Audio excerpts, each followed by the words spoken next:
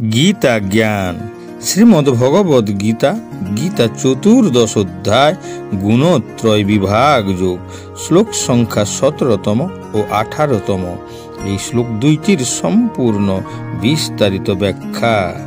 সত্তাৎ সংজায়তে জ্ঞানং রজোসলোভয়েব চ প্রমাদমহো তমস ভবত জ্ঞানমেব চ ঊর্ধ্বং গচ্ছন্তি সত্ত্বস্থা মধ্যে তিষ্ঠন্তি রাজসা জঘন্য গুণবৃত্তিস্থা অধো গচ্ছন্তি তামসা।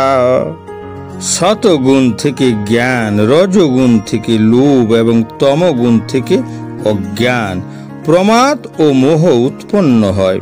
শতগুণ সম্পন্ন ব্যক্তিগণ ঊর্ধ্বে উচ্চতর লোকে গমন করে, রজগুণ সম্পন্ন ব্যক্তিগণ মধ্যে নরলোকে অবস্থান করে এবং জঘন্য গুণসম্পন্ন তামসিক ব্যক্তিগণ অধঃপতিত হয়ে নরকে গমন করে। এই শ্লোকে প্রকৃতির 3টি গুণে অনুষ্ঠিত কর্মের ফলগুলি আরও বিশদভাবে বর্ণনা করা হয়েছে। এই জগতের ঊর্ধ্বে স্বর্গলোক রয়েছে, যেখানে সকলেই অত্যন্ত উন্নত। শতগুণের মাত্রা অনুসারে জীব এই উচ্চতর লোক সমূহের ভিন্ন ভিন্ন লোকে উন্নীত হয়। সর্বোচ্চ লোক হচ্ছে সত্যলোক বা ব্রহ্মলোক, যেখানে এই ব্রহ্মাণ্ডের প্রধান পুরুষ ব্রহ্মা বাস করেন। আমরা ইতিমধ্যেই দেখেছি যে ব্রহ্মলোকের অতি আশ্চর্যজনক জীবনযাত্রার কোনো হিসেব নিকেশ আমরা করতে পারি না, কিন্তু শ্রেষ্ঠ অবস্থা শতগুণ আমাদের সেই স্তরে উন্নীত করতে পারে। রজগুণ হচ্ছে মিশ্রিত, এটি শত ও তমগুণের অন্তর্বর্তী। মানুষ কখনো সর্বতভাবে নির্মল হতে পারে না, কিন্তু সে যদি সম্পূর্ণভাবে রজগুণের অধিকারী হয় তবে সে কেবল একজন রাজা অথবা একজন ধনী ব্যক্তি রূপে এই পৃথিবীতে অবস্থান করতে পারে। কিন্তু মিশ্রিত হওয়ার ফলে মানুষ নিম্নগামী হতে পারে। এই জগতে রাজসিক বা তামসিক মানুষেরা বিমানে চড়ে জোর করে স্বর্গলোকে যেতে পারে না। রজগুণের প্রভাবে পরবর্তী জীবনে উন্মাদ হয়ে যাবারও সম্ভাবনা থাকে। সবচেয়ে নিকৃষ্ট তমগুণকে এখানে জঘন্য বলে বর্ণনা করা হয়েছে।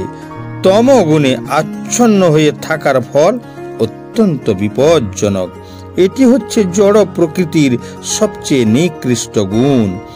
মনুষ্য জনমের নিচে পক্ষী, পশু, সরীসৃপ, বৃক্ষ আদি 80 লক্ষ প্রজাতি রয়েছে।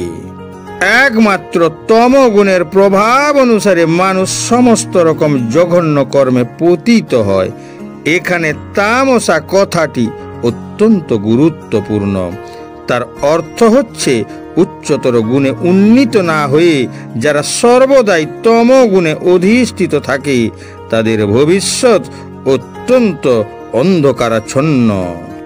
রাজসিক ও তামসিক মানুষেরা যাতে সদ্গুণে অধিষ্ঠিত হতে পারে তার একটি সুযোগ রয়েছে। সেই প্রক্রিয়া হচ্ছে কৃষ্ণ ভাবনার অনুশীলন। কিন্তু যে এই সুযোগের সদ্ব্যবহার করে না, সে অবশ্যই নিকৃষ্ট গুণে আচ্ছন্ন হয়েই থাকতে হয়।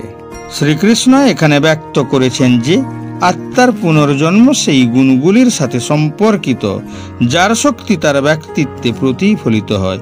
এটি এমন একজন শিক্ষার্থীর সাথে তুলনা করা যেতে পারে যে তার স্কুল শিক্ষা শেষ করে সে কলেজ ভর্তির জন্য আবেদন করে।